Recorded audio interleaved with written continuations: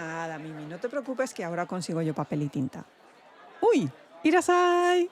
Anda, vente conmigo que tengo que ir a comprar material de escritura porque hoy tenemos de invitada a Lady Heion, una dama coreana del siglo XVIII, que al igual que escribió la crónica de su vida, se ha ofrecido a escribir la crónica de la izakaya.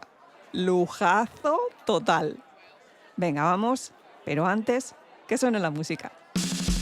Arigato, hey, arigato, arigato gozaimasu, arigato, hey, arigato, arigato gozaimasu, hey, hey, hey, hey, hey, hey, hey, arigato, hey, arigato, arigato gozaimasu, hey, hey, hey, hey, hey, hey, domo.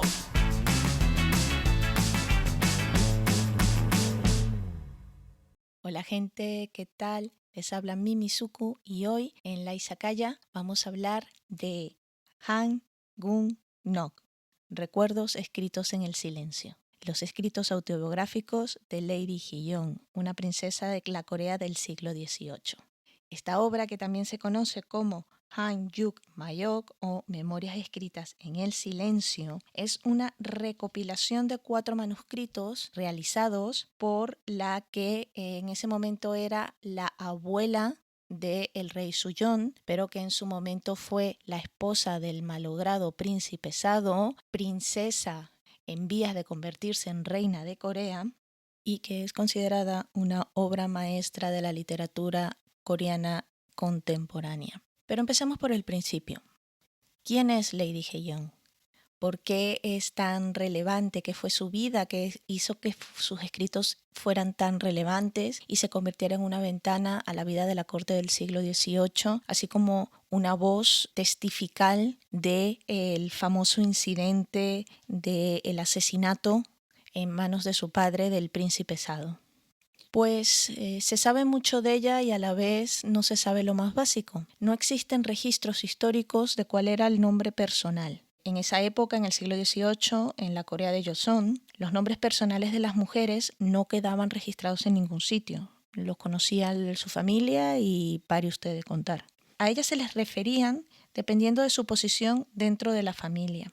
La hija de, la madre de, la esposa de. Esto varía un poco en la familia real, como es normal. Se empiezan a referir a ella por sus títulos, en este caso Lady Heion, que es uno de sus títulos, porque tenía muchísimos, pero este es el más conocido y por el cual se dio posteriormente a conocer a través de sus manuscritos. ¿Qué sabemos? Sabemos que nació el 6 de agosto de 1735 en el seno de la familia Pung Sang-hon. Es hija del ilustre Hong Pung-han, hecho que demostraría ser excesivamente relevante para la vida de su hija, dado que es a través de la posición del padre que la hija en 1744 entra en el palacio para casarse con apenas 9 años con el príncipe heredero Sado. A ver, calmémonos un poco, entendamos las edades y las épocas. Se casó con 9 años, sin embargo, no consumó el matrimonio hasta los 14 años. Sí, lo sé, les hace screech a mí también, pero es lo que les estaba diciendo, tenemos que considerar las épocas, tenemos que considerar la historia y tenemos que considerar que no era el único sitio en el mundo en donde la gente la casaban antes siquiera de tener 15 años. De esta relación se producirían 4 hijos, 2 varones y 2 mujeres. Uno de los niños fallece en infancia y el segundo pasaría a convertirse en el rey Cheongyo, considerado uno de los reyes más brillantes de la dinastía Joseon, y sus 2 hermanas, las 2 hijas de Lady Heion, son las conocidas princesas Cheongyeom y Cheongsong. Y esta relación, más allá de ser una relación un poco infantil al principio, realmente sería la que marcaría la vida de esta mujer y la que marcaría la vida de su familia extendida.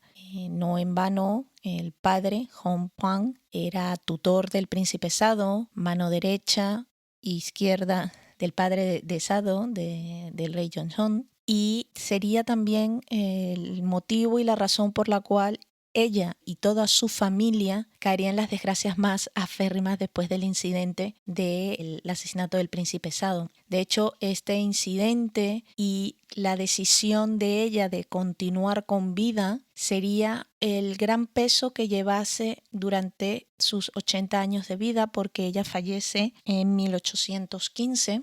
Aquí hay algunas fechas que dicen que fue el 13 de enero, no está muy claro, pero sí se sabe que es en 1815 con 80 años de vida. Y durante todo ese tiempo, desde el fallecimiento de su marido con 27 años hasta su fallecimiento, ella vivió y se reprochó el continuar viviendo a pesar de que su marido había muerto. Y eso marcará su vida, marcará sus acciones, marcará la vida y las acciones de su padre, de sus hermanos, de sus tíos, de sus primos, de absolutamente todos aquellos que estaban relacionados con ella. Para darles un poco de contexto, vamos a situarnos en el verano de 1762, en donde el entonces rey Yeongjo ordena en un día muy caluroso de verano al príncipe heredero Saro, que en ese momento, como les comentaba, contaba con 27 años, que se metiera en un arcón de arroz. El arcón de arroz fue llenado de granos a tope y fue cerrado y sellado con el príncipe dentro. 8 días después, el príncipe obviamente había fallecido. Si les parece un método de matar a alguien bastante cruel, inusual y cruel, pues la realidad es que fue inclusive una decisión de lo que venía siendo el gobierno de Corea, porque tengamos en cuenta que era el príncipe heredero. Cualquier otra acción, si se derramaba su sangre, se veía obligado a entrar en guerra contra quien la derramase, con lo cual tenían que buscar un método para ejecutarlo, porque realmente lo que buscaban era ejecutarlo, sin que se derramase una gota de sangre real y sin que fuese forzado a hacerlo, tenía que él entrar. Pero ¿por qué llegó a este punto? Pues por rencillas familiares. El rey Yeongjo era un hombre que tenía un temperamento muy feroz y Sado era lo diametralmente opuesto.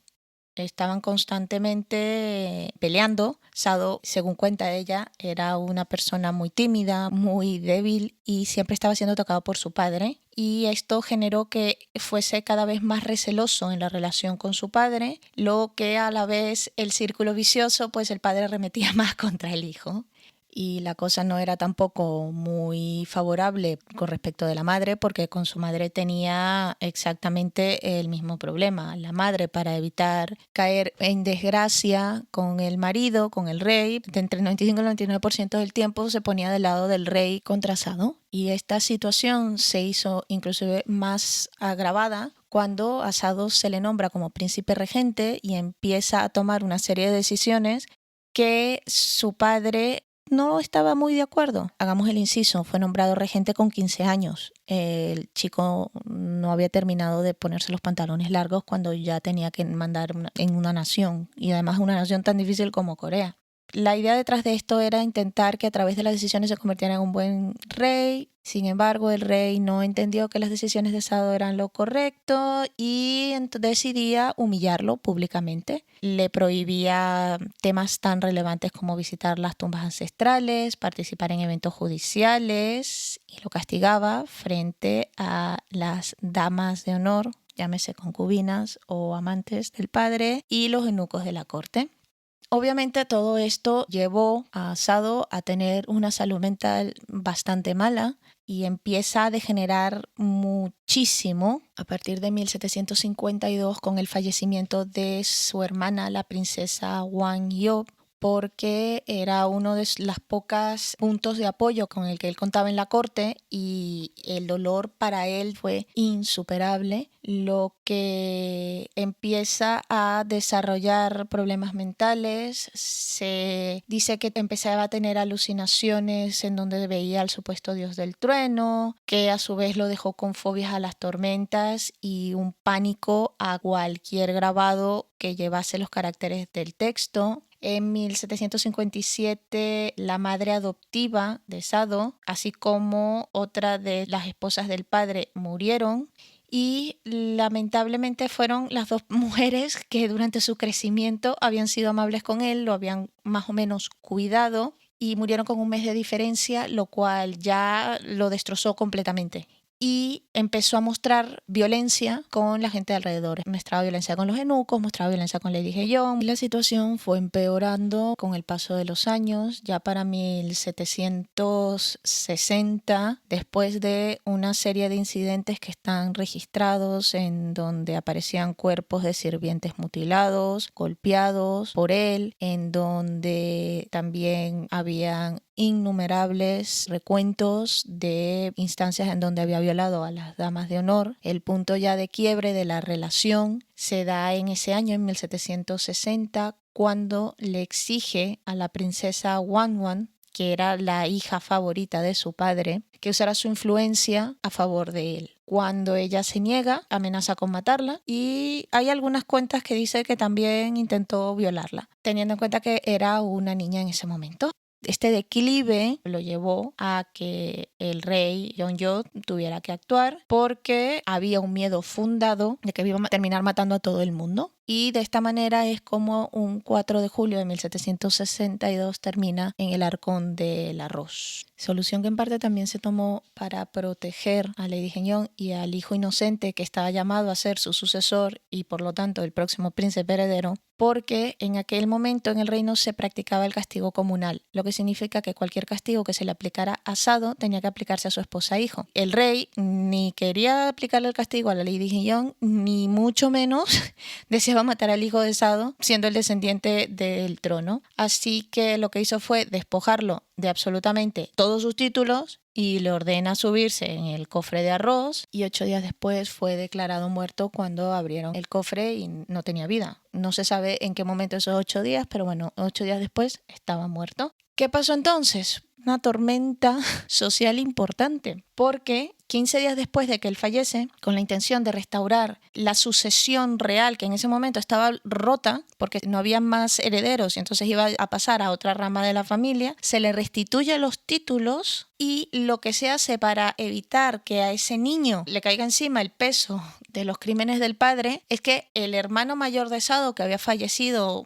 muchísimo antes, se convierte en el padre. Es el hijo adoptivo del hermano mayor de Sado, y de esta manera queda cubierta la línea sucesoria real y digamos que se mantiene la pax entre todos, lo que deja a Lady Jeon en una posición muy difícil. Ella dice, en su propio puño y letra, que entendía que lo que correspondía era suicidarse después de la muerte de su marido, porque esa era su obligación filial con él, pero que no lo hizo porque existía una obligación mayor, que era la obligación hacia su hijo, de no crearle la mala fama de ser el hijo de una mujer que se haya suicidado para poder ayudarlo a acceder al trono. Pero la culpa de no haberse suicidado marca la vida y la forma de actuar de Lady Jeon por el resto de los 80 años que camina sobre la tierra. Y se llevó también por el medio a toda la familia de Lady Jeon. En principio por intrigas políticas, porque el resto de facciones de la corte y el resto de los ayudantes, viendo la posición tan debilitada en la que se encontraba la familia Hong, hace que pierda absolutamente cualquier tipo de poder a favor de la reina reinante, valga la redundancia, que fue la que suspiró al oído del rey Yeonjo que la situación con Sado se estaba saliendo de las manos. Y viendo los resultados de todo ese incidente, cabe preguntarse si realmente sucedió como lo están contando o si no fue simplemente el resultado de las inquinias y de los juegos de política y de poder dentro de la corte. Aunque es cierto que Lady Jeon reconoce en sus escritos que la salud mental de su marido no estaba bien hacia el final de su vida y que demostraba muchísimos rasgos violentos, con lo cual yo creo que la verdad de esto está entre una cosa y otra. Y conociendo a la persona, ahora vamos a conocer la obra como tal. Memorias escritas en silencio, que es el título que a mí particularmente me gusta más, Han Jung-gon Malok, está compuesta por 4 manuscritos redactados en un periodo de 10 años. El primero de ellos en 1795, el segundo en 1801, el tercero en 1802 y el cuarto y último en 1805. Ella empieza a redactar estos manuscritos durante el final del reinado de su hijo Chonyo y los primeros años del reinado de su nieto Songyo. Esto es una cuestión relevante porque tengamos en cuenta que ya hay no solamente un cambio de corte, sino también un cambio generacional. Ya ella no es simplemente la madre del rey, sino que es la abuela del siguiente, ¿no? Y eso también cambia la posición que ella tiene y le permite entender que ella con 60 años tiene la suficiente autoridad de vida como para escribir estos manuscritos. Desde un punto de vista técnico, son un punto y aparte en la escritura autobiográfica y en la redacción que se hacían por las mujeres en ese momento.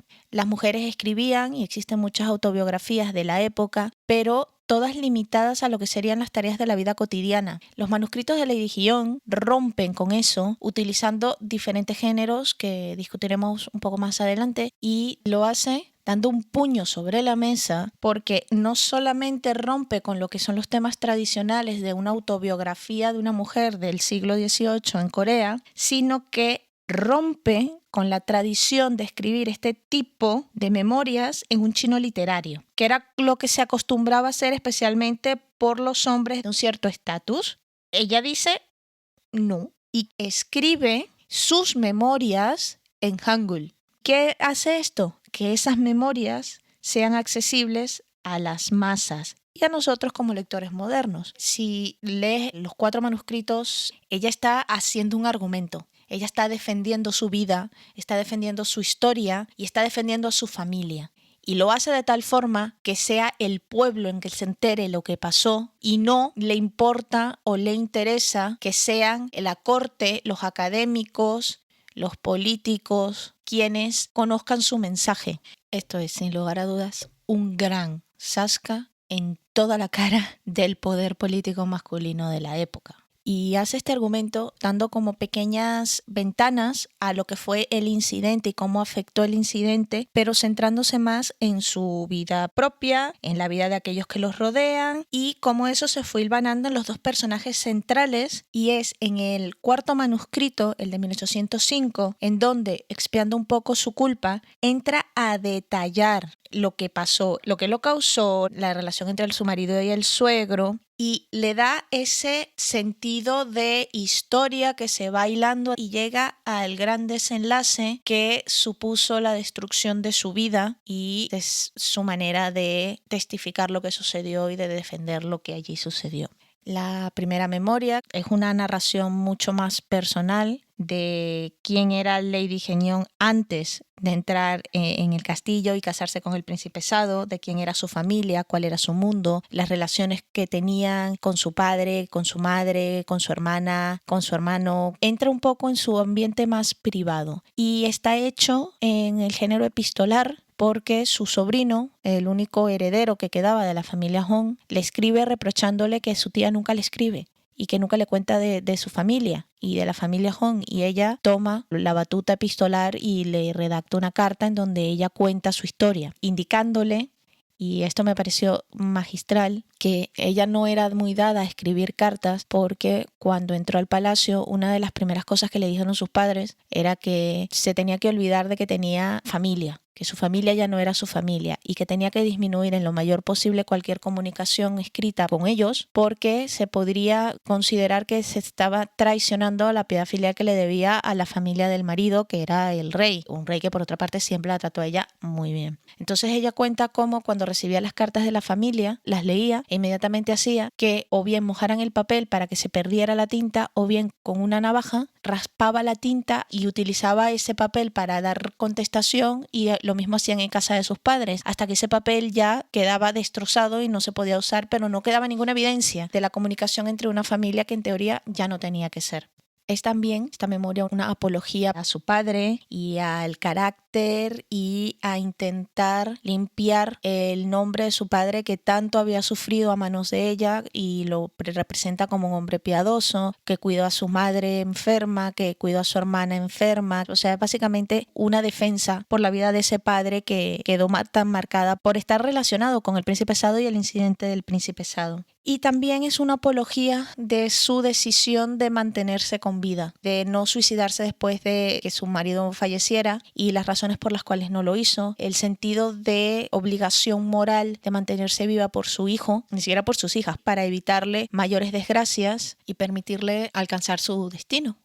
Esta esfera privada la pierde en los siguientes manuscritos porque estas memorias están dirigidas a su nieto, el rey Sunjong, no como su nieto, sino como el rey, y van incrementando la inclusión de la vida pública, tanto en lo que dice como cómo lo dice. El manuscrito de 1801 se escribe en un momento muy crítico. El hermano menor de Lady Jeon y su tío son ejecutados por orden del gobierno por haberse convertido, en teoría, al catolicismo.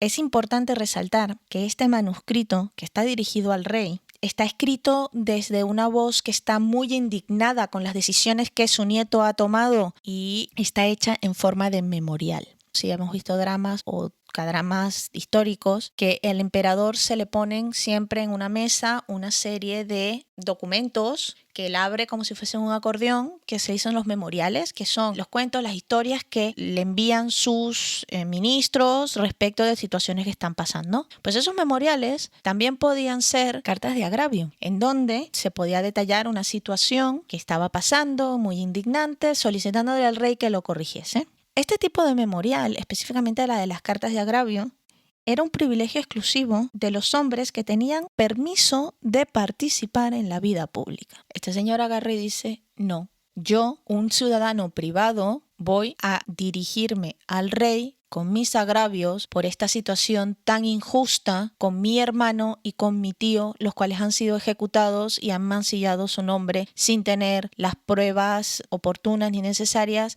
porque ella argumenta en este memorial que los cargos usados para justificar la ejecución de los dos hombres eran puramente políticos y que el destino que ambos sufrieron por ello fue extremadamente injusto, y une esos cargos no tanto a la conversión al cristianismo o al catolicismo, sino realmente a una situación que se da años antes, en donde el hermano de Lady Jeon se vio relacionado con determinada persona que posteriormente fue ejecutada por un intento de traición, por estar asociado con revolución. Entonces ella argumenta que fue un juicio político basado en la situación antigua del rey Sado y que nada tenía que ver con lo que se estaba argumentando.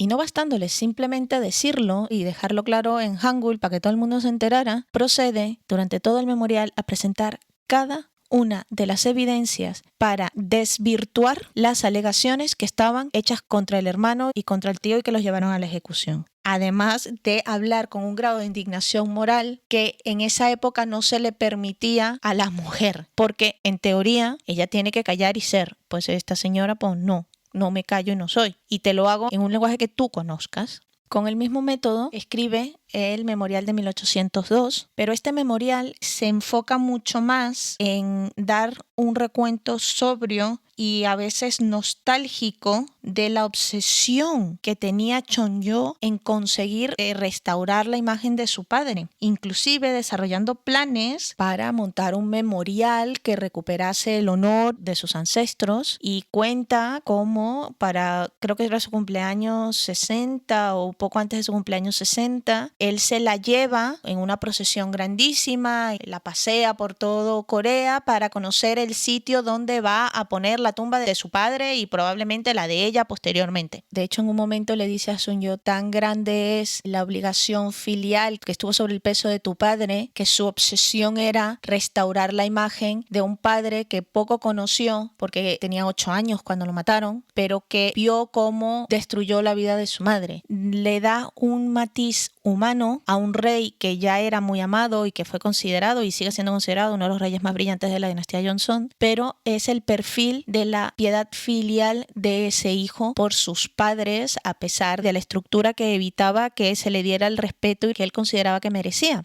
Esta memoria, cuando uno la lee, parece que lo que se está es dando a conocer al hijo las bondades del padre, y es la abuela diciendo, oye, que tu padre, por sobre todas las cosas, fue filial, fue humano. Y de esta forma, cuando ya nos ha creado esta vida, quién soy yo, cómo me han maltratado, quiénes han estado a mi lado y quiénes han protegido y quiénes están obsesionados con cuidarme, llego y te escribo la cuarta y último manuscrito en 1805, en donde de mi pluma y fuente recuento mi testimonio de lo que viví, que se vivió y de lo que llevó a que se produjese el incidente del principesado. Te vengo a describir las tensiones que existían entre el rey y su hijo, las tensiones que existían entre el rey, la reina, entre la reina y su hijo, las tensiones de la corte y el papel que jugué yo porque intentaba disminuir la tensión, porque ya tenía una relación bastante estrecha con el rey Jeonjo. En algún momento de sus manuscritos, ella se lo dice a su sobrino, que en un momento determinado a ella la consideraba como una hija. Cómo se vivió la enfermedad, el deterioro mental de alguien que conoció desde que tenía 9 años y que vio cómo a partir de un punto determinado pues su mente simplemente rompió. Es por esto que mucha gente considera que este cuarto manuscrito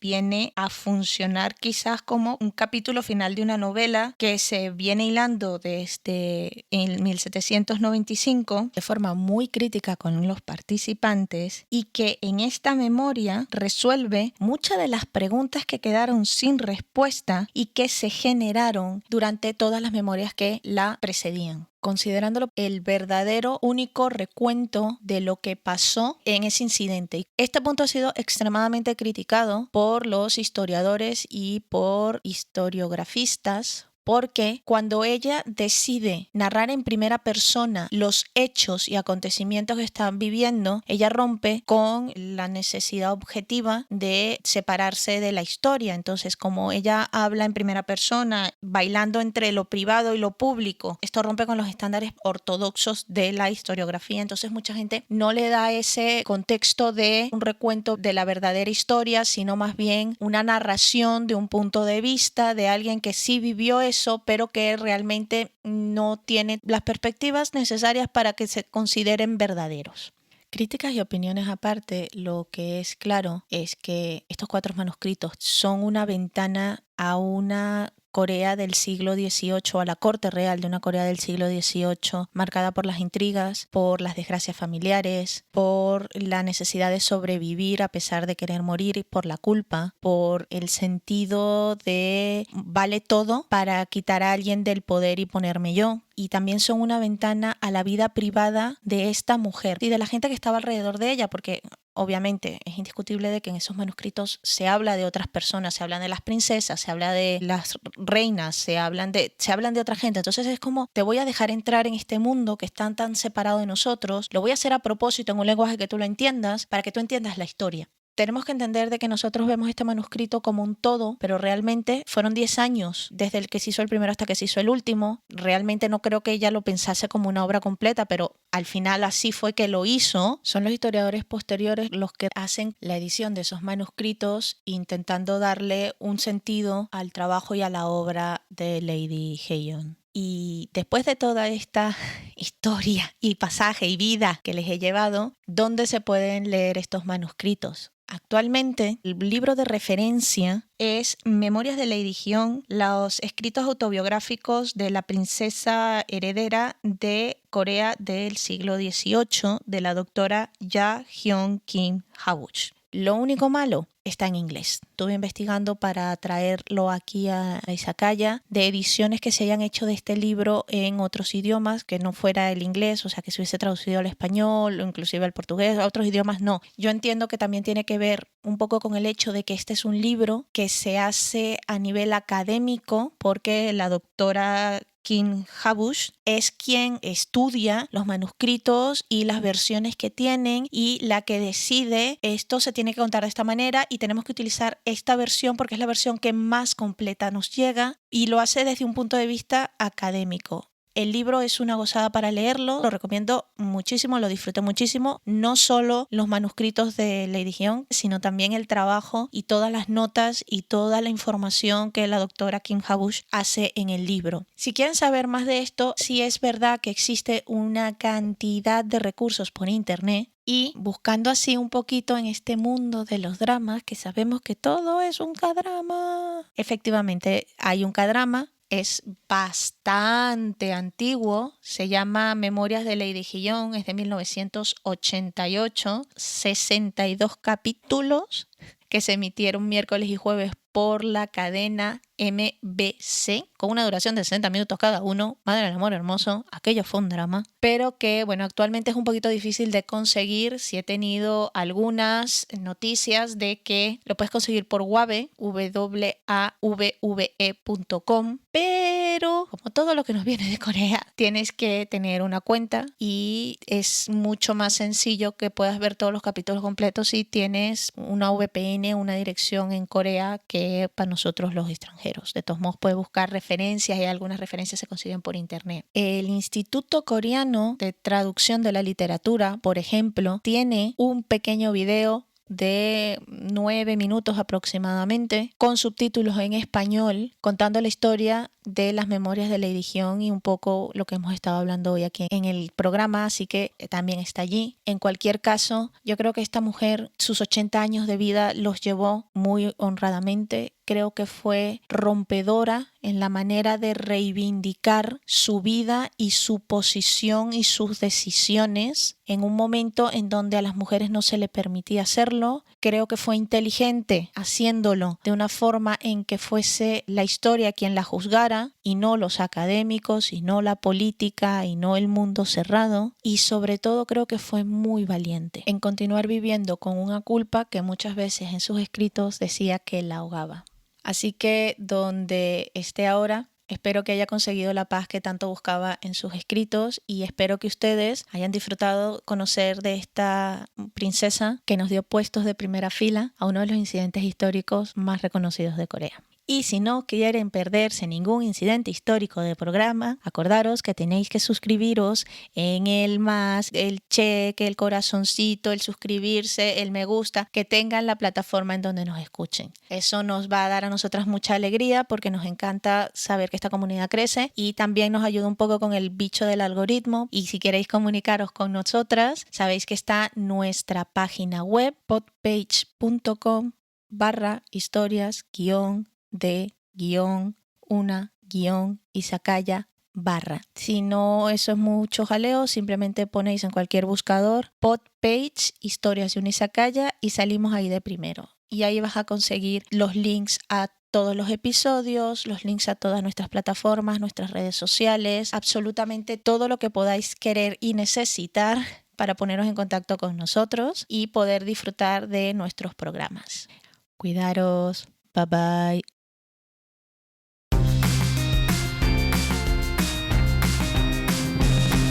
Arigato, hey, arigato, arigato gozaimasu, arigato, hey, arigato, arigato gozaimasu, hey, hey.